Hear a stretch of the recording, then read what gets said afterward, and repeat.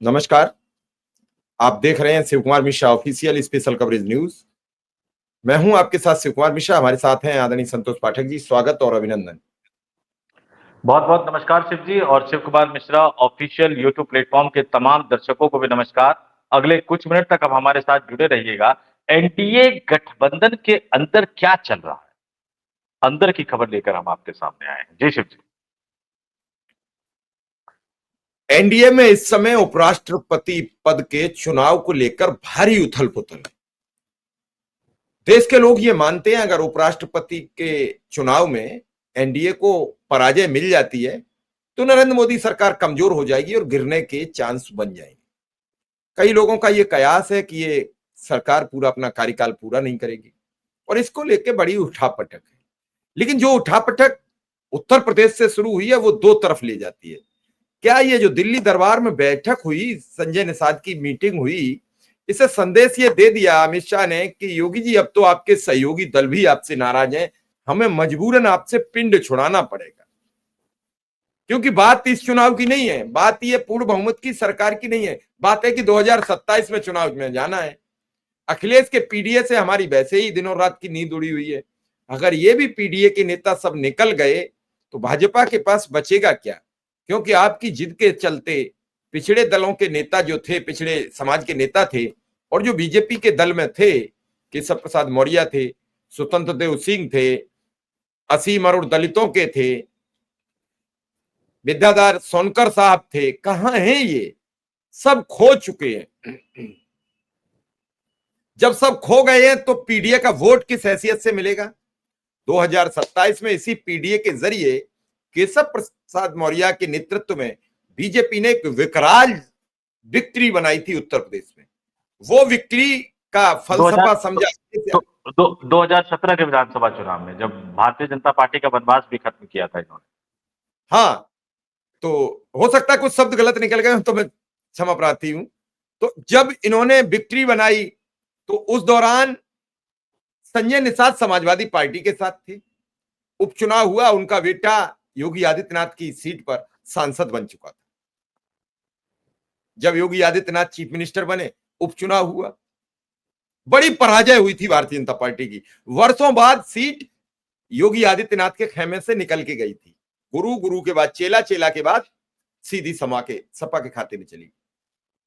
अब ये संजय निषाद 3 लोगों के साथ एक दिल्ली में आयोजन करते हैं। अनुप्रिया पटेल के पति आशीष पटेल मंत्री थे, ओम प्रकाश राजभर थे और अब खुला चैलेंज। क्या कहता है, पहले ये उनका वीडियो सुन लीजिए, फिर हम सीधा संतोष सर के पास पहुंचेंगे। अगर भाजपा को लगता है कि हम लोगों से फायदा नहीं मिल रहा है तो गठबंधन तोड़ दे। क्यों छोट भैया नेता से अब सब करवा रहे हैं? चाहे राजभर के भी यहाँ नेता हो, अब सब उल्टा पुल्टा बोलते रहते हैं। अभी आरएलडी के एक नेता हैं बेचारे, वो हम लोग नहीं, वो जाटों का वोट दिलवाया आरएलडी ने।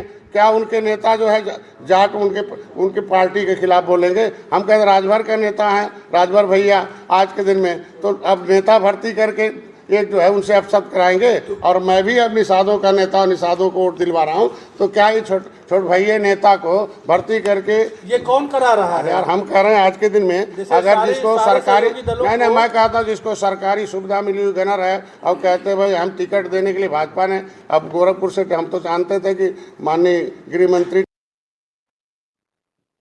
संतोष जी, पीड़ा सुन ली होगी। कह रहे हैं छुटवैया नेता खरीद लिए हैं जिनसे हमें गालियां दिलवाते हैं। नहीं, लेकिन जिन राजनीतिक दलों का नाम उन्होंने लिया उन राजनीतिक दलों में आरएलडी का नाम भी था। तो क्या लक्ष्मी नारायण चौधरी जो कि योगी सरकार में मंत्री हैं वो भी छुटवैया नेता है? देखिए उन्होंने क्या कहा, उनके बयानों पे गौर कीजिएगा कि बताइए मैं निषादों का नेता हूं, राजभर भैया राजभरों के नेता है यानी ओम प्रकाश राजभर। आरएलडी को लेकर किस तरह से बयान दिया जाता है, और अपना दल तो अपना है ही, वो भी कई तरह के आशीष पटेल साहब की चिंताएं। और अब ये देखिए कि किस तरह की गोलबंदी हो रही, कौन करवा रहा है, कौन पीछे पड़ा है। दिल्ली में आकर क्या बोलते हैं कि लखनऊ में जाकर विधानसभा का घेराव करेंगे, लखनऊ जाकर क्या बोलते हैं कि बीजेपी छुटवैये नेताओं से हम लोगों के खिलाफ बयान दिलवा रही है। और अब निषाद अकेले अपनी बात नहीं कर रहे हैं, अब निषाद अपने साथ साथ आरएलडी को भी जोड़ रहे हैं, अब निषाद अपने साथ साथ अपना दल को भी जोड़ रहे हैं। अब निषाद अपने साथ साथ सुभाषपा यानी ओम प्रकाश राजभर साहब की पार्टी को भी जोड़ रहे हैं। और जरा इस पर आगे आने से पहले मैं थोड़ा सा आपके साथ डिस्कस कर दूं। उपराष्ट्रपति का चुनाव 9 सितंबर, एक-एक सांसद का वोट कीमती है, जरा बता देता हूं। सबसे पहले तो जयंत चौधरी, जिनकी पार्टी को लक्ष्मी नारायण चौधरी ने पनौती कहा था, राष्ट्रीय लोकदल, 2 लोकसभा, 1 राज्यसभा, 3 सांसद है उनके पास। अब आप आ जाइए अपना दल, सोनेलाल, जिनकी मुखिया अनुप्रिया पटेल केंद्र सरकार में मंत्री हैं, इकलौती सांसद है। तो 3 और 1 4। निषाद साहब के बेटे परवीन निषाद भारतीय जनता पार्टी के टिकट पर सांसद है, लेकिन अंतरात्मा जाग गई। गुप्त मतदान से होता है, पता लगे इधर से उधर कहीं निशान लग गया सही का, तो खेल हो जाएगा, क्रॉस वोटिंग। तो ये 4 सांसद हैं और जहां एक-एक सांसद के वोटों की अहमियत है, वहां 4 सांसदों के वोटों की अहमियत भारतीय जनता पार्टी का आलाकमान अच्छी तरह से समझता है। अब आते हैं इस मुद्दे पर। तालकटोरा स्टेडियम में निषाद पार्टी का 10वां स्थापना समारोह दिल्ली में करते हैं। पार्टी उत्तर प्रदेश की स्थापना समारोह दिल्ली में करते हैं। फिर दिल्ली में तमाम राजनीतिक दलों के नेताओं को बुलाते हैं जो एनडीए गठबंधन में शामिल है। संतोष जी, इस समय प्रवीण निषाद सांसद नहीं है। क्षमा चाहेंगे दर्शकों से, प्रवीण निषाद सांसद नहीं है।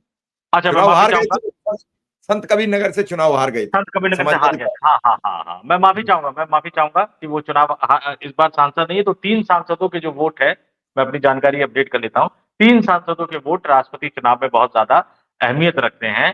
तो अब दिल्ली में बैठक करना, लखनऊ में जाकर हुंकार भरना, भारतीय जनता पार्टी को सीधे सीधे चुनौती देना कि अब ये खेल नहीं चलेगा, कि साथ भी रखोगे, जब जरूरत पड़ेगी तो पुचकारोगे भी, बड़े बड़े वादे भी करोगे, और जब जरूरत निकल जाएगी तो अपने छोटे छोटे नेताओं को आगे करके हम लोगों के खिलाफ बयान दिलवाओगे। और ये इशारा अब कहीं ना कहीं योगी आदित्यनाथ तक भी पहुंचाया जा रहा है कि देखिए, जैसा कि आपने कहा कि आपके सहयोगी जो है वही अब आपको पसंद नहीं कर रहे हैं, तो अब समय आ गया है कि आप रास्ता छोड़ दीजिए और अब हमें पीडीए के लिए रास्ता बनाने दीजिए। क्योंकि अब 2017 में जो हमने उत्तर प्रदेश की जनता के साथ खेला किया था, चेहरा किसी और का, मुख्यमंत्री किसी और को बना दिया, अब नहीं चलेगा।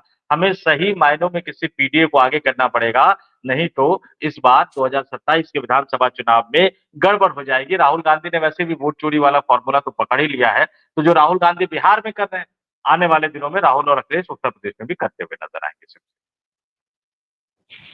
सवाल यह है कि यूपी की राजनीति में पीडीए ने एक बड़ा रोल बना लिया। आपको याद होगा कि 2014 के चुनाव में बीजेपी 73 सीटें जीतती है गठबंधन के साथ, 2019 में 65 सीटें जीत जाती है।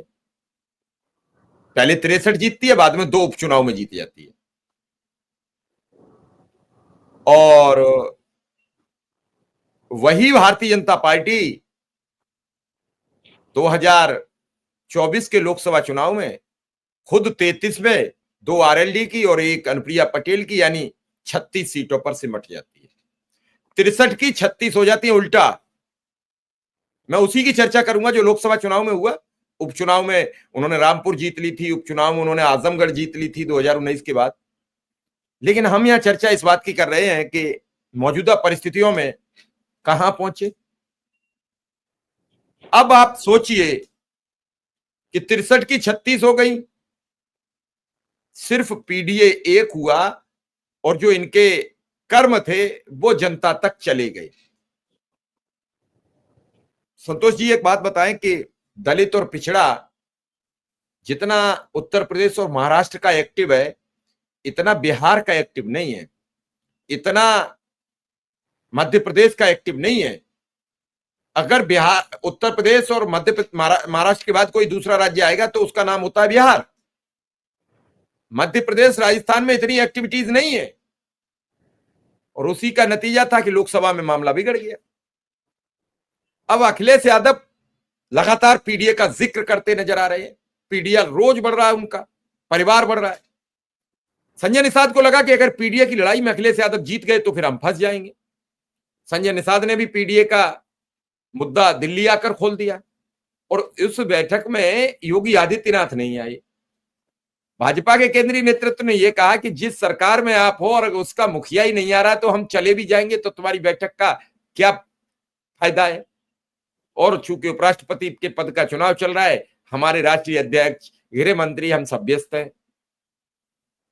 और जैसे ही ये जाते हैं तो राजभर के खिलाफ उनके पास हैं अनिल राजभर, जो लतियाते रहते हैं हमेशा ओम प्रकाश राजभर को।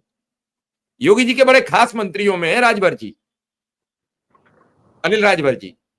और अब एक नए मंत्री आए लक्ष्मी नारायण जी, वो तो कह रहे हैं कि जयंत जी तो पट्ट पांव है, ये जहां गए वहीं सत्यानाश कर देते हैं। अब भाजपा का सर्वनाश शुरू हो चुका है। बड़ी गंभीर यह टिप्पणी है कि भाजपा का मंत्री अपनी पार्टी के लिए कह रहा है कि सर्वनाश शुरू हो चुका है। और संजय निषाद को तो आए दिन भारतीय जनता पार्टी के निषाद नेता घेर ही रहते हैं कि परिवार एंड कंपनी है। तो उन्होंने अभी अपने बेटे को अध्यक्ष के पद से भी हटा दिया, प्रभारी के पद से भी हटा दिया, निषाद समाज के कई लोगों को जिम्मेदारी दे दी। लेकिन क्या आपको लगता है कि दिल्ली संदेश दे चुकी है कि योगी जी बिस्तर बांध के करो तैयारी, आ रही है टीम हमारी, तुम्हारी कटवा दी है गोरखपुर की टिकट, मंगा लो अपनी सवारी। संतोष जी, अब पता नहीं गोरखपुर की भी टिकट दोबारा उनको मिलेगी कि नहीं मिलेगी। रवि किशन की जिस तरह से वो सार्वजनिक रूप से खुले मंच से बार बार बेइज्जती करते रहते हैं, तो इस पे भी कई तरह के सवाल उठ रहे हैं। लेकिन अब आते हैं इस पे संदेशा। जैसे मैंने कहा, जगदीप धनखड़ साहब की विदाई के बाद ये माना गया, दिल्ली दरबार ने ये कह दिया कि अब पानी सर के ऊपर से गुजर चुका है। उसके बाद देखिए क्या हुआ। धनखड़ साहब की विदाई के बाद अचानक जो पावर वाले मंत्री थे, जो पावरलेस नजर आ रहे थे, ए के शर्मा साहब, उनको पावर सप्लाई मिलने लग गई दिल्ली दरबार से, कनेक्ट हो गए। तार जो है ना, स्विच जो होता है वो कनेक्ट हो गया। और जैसे ही पावर सप्लाई मिलने लगी, उन्होंने मोर्चा खोल दिया। अधिकारियों को अड़काते हुए नजर आए कि मुझे पता है कहीं और से तुमने सुपारी ले रखी है मुझे बदनाम करने की, ये सब चलेगा नहीं। और वो खुलकर कई दिनों तक वो मोर्चा संभालते हुए नजर आए। उसके बाद केशव प्रसाद मौर्य मोर्चा संभालते हुए नजर आए। उसके बाद ब्रजेश पाठक और यूपी बीजेपी के प्रदेश अध्यक्ष पहुंचे दिल्ली में निशिकांत दुबे के आवास पर। उसके बाद मुख्यमंत्री के आवास से निकलकर ब्रजेश पाठक सीधे पहुंच जाते हैं केशव प्रसाद मौर्य के आवास पर। और फिर कई तरह की खबरें निकलकर सामने आती है। योगी आदित्यनाथ पूजा पाल को मंत्री बनाने का वादा करते हैं, लेकिन दिल्ली दरबार से कह दिया जाता है कि जरा थम जाइए, ठहर जाइए, अभी मंत्रिमंडल विस्तार की कोई जरूरत नहीं है। उनको रोक दिया जाता है। और फिर तालकटोरा स्टेडियम में एनडीए गठबंधन में शामिल 4 राजनीतिक दलों की बड़ी बैठक होती है, सम्मेलन होता है। और उसके बाद दिल्ली जाकर निषाद साहब का इस तरह का बयान सामने आता है। ये तमाम चीजें बता रही है कि दिल्ली दरबार एक एक करके मैसेज भेज रहा है। पहले उनके अपने मंत्री के जरिए भिजवाया, फिर अपने उप मुख्यमंत्री के जरिए भिजवा दिया, फिर अधिकारियों के जरिए भिजवाने की कोशिश की, एक्सटेंशन एक के बाद ना करके। बाद में जब वो पूजा पाल प्रकरण में फंसते हुए नजर आए तो थोड़ी सी राहत भी दे दी। जब वो आजनेय सिंह के मामले में सीएम साहब ने ये कह दिया कि ये तो बड़ी भारी बेइज्जती हो जाएगी, कुछ कीजिए, तो उस मामले में थोड़ी सी राहत दे दी। लेकिन जहां तक मुख्यमंत्री पद का सवाल है, सीधे सीधे मैसेज दे दिया गया है कि ना पार्टी के विधायक आपको चाहते हैं, ना आपके उप मुख्यमंत्री चाहते हैं, ना आपके मंत्री चाहते हैं। ब्यूरोक्रेसी पर आपकी पकड़ नहीं है, कार्यकर्ता आपसे नाराज है, विधायक आपसे नाराज है, और अब तो सहयोगी दलों के नेताओं ने भी आपके खिलाफ मोर्चा खोल दिया है। अब तो छोड़ दीजिए, अब तो बख्श दीजिए। और जैसा कि मैंने कहा कि बीजेपी फंसी हुई नजर आ रही है 2027 के यूपी के लोकसभा चुनाव को लेकर। यूपी में 80 लोकसभा सीटें, यूपी ने थोड़ा सा झटका दिया, सिर्फ थोड़ा सा झटका दिया तो 303 वाली भारतीय जनता पार्टी 240 पर आकर अटक गई। आपने जो आंकड़ा बताया कि 2014 जब मोदी पहुंचे तो 73 सीटें गठबंधन के साथ, उसके बाद किस तरह से उन्होंने 64 सीटें जीती, और पिछले बार के चुनाव में 37 सीटें समाजवादी पार्टी ले गई, 6 सीटें कांग्रेस ले गई, 43 सीट तो वही ले गई, 1 सीट चंद्रशेखर साहब जीत गए आजाद समाज पार्टी के। और बीजेपी के पूरे गठबंधन के खाते में बीजेपी की 33 आई, राष्ट्रीय लोकदल की 2 आई, और अनुप्रिया पटेल जिनके 2 सांसद हुआ करते थे वो इकलौती जीत कर आई। तो एनडीए का टैली 80 में से सिर्फ 36 लोकसभा सीटों पर पहुंचा। वो लोकसभा चुनाव का रिजल्ट अपने आप में ये बताने को तैयार कि यूपी में जो जातियों का समीकरण इन्होंने बनाया था, जिस जातियों के समीकरण में इन्होंने अगड़ी जातियों को जोड़ा था, पिछड़ी जातियों को जोड़ा था, मायावती के दलित वोट बैंक में भी सेंध लगाई थी, पिछड़ी जातियों में भी इन्होंने तमाम, चाहे राजभर का जिक्र आपने किया, निषाद का आपने जिक्र किया, इन तमाम राजनीतिक दलों का जो वोट बैंक था उसको उन्होंने जोड़ा। पश्चिमी उत्तर प्रदेश में जयंत चौधरी को साथ लाकर जाट वोट बैंक उन्होंने जोड़ा। वो जो पूरा वोट बैंक का जो समीकरण था 2024 के लोकसभा चुनाव ने बता दिया कि दरक गया है, बिखर गया है। अखिलेश यादव ने उसमें सेंध लगा दी है, और मायावती का वोट बैंक जो या तो मायावती के साथ रहता था या बीजेपी के साथ आया था या फिर वो वोट डालने नहीं निकलता था, उसका एक हिस्सा जो है वो समाजवादी पार्टी की तरफ भी शिफ्ट कर गया है। तो ऐसी हालात में 2027 के विधानसभा चुनाव में जो मोटा-मोटी मैं बताता हूँ कि एक उनका अपने सर्वे हुआ कि 250 के आसपास समाजवादी पार्टी और कांग्रेस का गठबंधन पहुंच रही है, तब जाकर परिवर्तन की ये बयार बहाने की कोशिश की गई। लेकिन योगी आदित्यनाथ इसको अपने खिलाफ एक तरह से षड्यंत्र मान रहे हैं। वो अड़ गए हैं कि नहीं, मैं तो छोड़ने को तैयार नहीं हूं, जब तक दिल्ली दरबार की कुर्सी खाली नहीं करोगे तब तक मैं दिल्ली आऊंगा नहीं।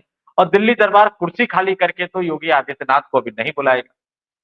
तो एक अलग तरह की खींचतान, एक अलग तरह का घमासान जो है वो उत्तर प्रदेश में चल रहा है। दिल्ली दरबार की अपनी अलग भूमिका है, लेकिन जैसा कि मोहन भागवत साहब दिल्ली में डेरा डाल चुके हैं, कल उन्होंने बड़ी बात कह दी, आज भी वो कुछ ना कुछ कहेंगे और कल सवाल जवाब के सेशन में जो कुछ कहेंगे, वो भविष्य की रणनीति को लेकर एक बड़ा खुलासा करता हुआ नजर आएगा। शिव जी, संतोष जी, मेरा एक सवाल है आपसे कि क्या मोदी और शाह ने इन सहयोगियों के जरिए दिला दिया है सीधा सीधा संदेश कि अब आपको हम बहुत दिन झेल नहीं पाएंगे, अब तो सहयोगी भी मना कर रहे हैं, अब आप इस्तीफा दे दीजिए।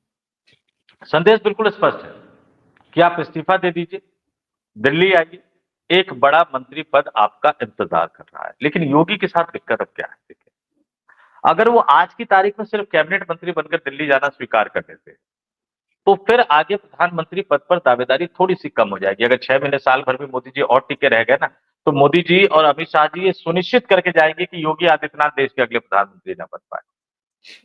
उनके प्रधानमंत्री बनने के दरवाजे तभी तक खुले रहेंगे जब वो उत्तर प्रदेश में मुख्यमंत्री के तौर पर कार्य करते रहे। क्योंकि दिल्ली पहुंचेंगे तो क्या क्षमता है, क्या स्ट्रेंथ है, क्या योजना है, क्या सोच है, क्या दूरदृष्टि है, ये सब चीजों में खुलकर सब कुछ सामने आ जाएगा। भाई मोदी भी प्रधानमंत्री पद के उम्मीदवार इसलिए बन पाए क्योंकि दिल्ली दरबार से दूर वो गुजरात में मुख्यमंत्री थे। उस समय दिल्ली दरबार में जितने सो कॉल्ड प्रधानमंत्री पद के दावेदार थे, किन्हीं का नंबर नहीं आया। आडवाणी जी तो अपनी जिंदगी में पीएम इन वेटिंग ही रह गए। तो ये भारतीय जनता पार्टी की राजनीति का एक अजीब सा, आप उसको रवैया कह लीजिए या ट्रेडिशन कह लीजिए, कि जो हाँ पीएम पद के उम्मीदवार बनते हैं वो उम्मीदवार ही रह जाते हैं, वो पीएम इन वेटिंग ही रह जाते हैं। चाहे उसमें आप आडवाणी जी का नाम रख लीजिए, चाहे आप उसमें राजनाथ सिंह का नाम रख लीजिए, चाहे उसमें आप कई अन्य दिग्गज नेताओं का नाम रख लीजिए। योगी जी इस चीज को समझते हैं, इसलिए वो दिल्ली बॉस बनकर जाना चाहते हैं, दिल्ली मंत्री बनकर नहीं जाना चाहते। लेकिन दिल्ली दरबार चाहता है कि अपनी विदाई से पहले, यानी उनकी विदाई से कम वो योगी आदित्यनाथ को देश की राजधानी दिल्ली में लाकर उनका कद जो है ना, जो वो राष्ट्रीय नेता बनाने की अपनी कोशिश कर रहे हैं, उसको थोड़ा-सा छोटा कर दे। क्योंकि अब शिवराज सिंह चौहान का एक एग्जांपल बताता हूँ मैं अपने दर्शकों को। जब वो केंद्रीय कृषि एवं किसान कल्याण मंत्री बने ना, तो उनको ट्रेन से सफर करने का बहुत शौक था। मध्य प्रदेश में भी ऐसे बाई रोड जाते थे। कल्याण सिंह बाई रोड जाते थे। कल्याण सिंह कभी भी लखनऊ से अपने जब गृह जिले आते थे, तो वो उस तरह का चॉपर का इस्तेमाल नहीं करते थे, बाई रोड आते थे।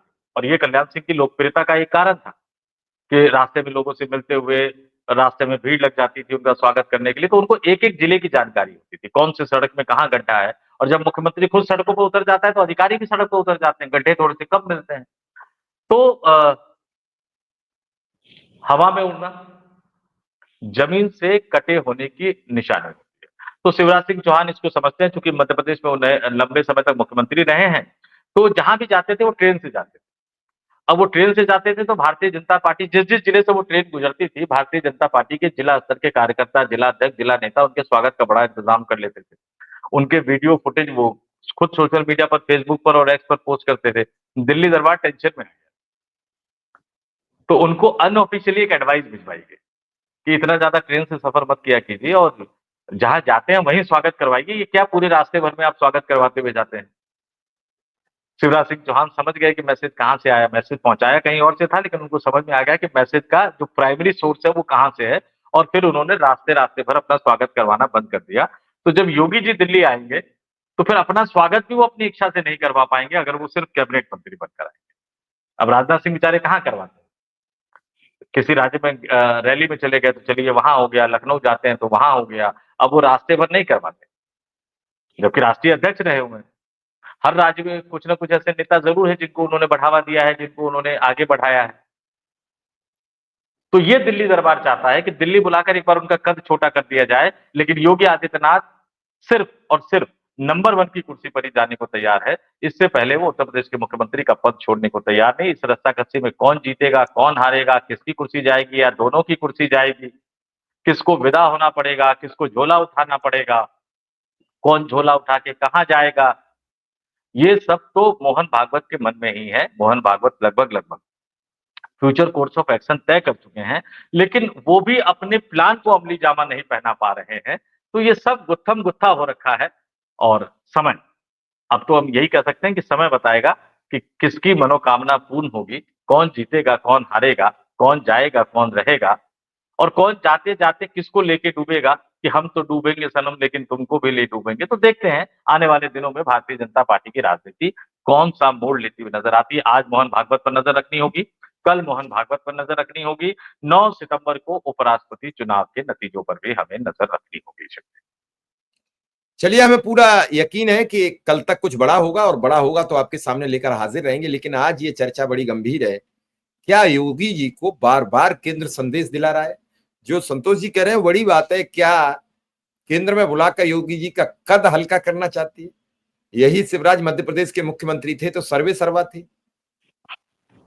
केंद्र में आने के बाद सबसे बड़ा पोर्टफोलियो है उनके पास, कृषि विभाग बड़ा पोर्टफोलियो है, लेकिन वो चर्चा नहीं रही जो मध्य प्रदेश के मुख्यमंत्री मोहन यादव की है। वसुंधरा राजे की आज भी वही चर्चा जो पहले थी, क्योंकि वो केंद्र में मंत्री नहीं बनी। तो कई चीजें हैं जिन्हें हमें देखना और समझना पड़ेगा। और इसी के साथ इस प्रोग्राम को आप देखें और आगे बढ़ाएं। फिलहाल संतोष जी से हम विदा लेंगे। धन्यवाद और नमस्कार। बहुत बहुत धन्यवाद शिव जी और तमाम दर्शकों से आभार। वीडियो अगर आप देख रहे हैं तो रोकिए मत, आगे बढ़ाइए। Shiv Kumar Mishra official YouTube platform के साथ जुड़े रहिए, क्योंकि हम आपके पास लाते हैं सच्ची खबरें, तथ्यों के साथ, संपूर्ण विश्लेषण के साथ, जो कहीं और आपको नहीं मिलेगी। बहुत बहुत आभार, धन्यवाद, नमस्कार।